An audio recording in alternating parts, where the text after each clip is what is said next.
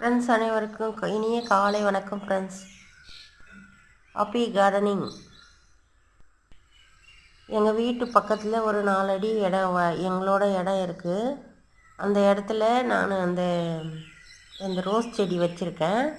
அந்த ரோஸ் செடி மேலே இந்த பழம், கோவப்பழம் பாருங்கள் என்ன சூப்பராக. இது நான் ஒரு 20 நாளாக பார்த்துட்ருக்கேன். இதை கட் பண்ணி சாப்பிட்ணும், பழுக்கும்னு நானும் பழுப்பனான்னு இத்தனை நாளாக இருந்தது. அது பார்த்தா அப்புறம் நேற்று தான் கொஞ்சம் ஓரளவுக்கு இருந்தது. இன்றைக்கி காலையிலேயே பறிச்சிடுவோன்னு சொல்லிட்டு தொட்டு பார்த்தா நல்லா பழம் சூப்பராக அப்படியே நல்லா கொஞ்சம் அழுத்தினோம் நல்லா இதுவாக இருந்தது.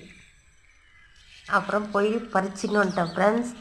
பாருங்கள், கோவப்பழம் அப்படியே நல்லா இனிப்பாக இருக்குது, டேஸ்ட்டாகவும் இருக்குது. இது சுகருக்கு இருக்கிறவங்க இதை சாப்பிட்டா நல்லது, நமக்கு ஹெல்த்துக்கும் நல்லது. இந்த சம்மர் சீசனில் இந்த கோவப்பழம்லாம் நல்ல குளிர்ச்சியை தரும்.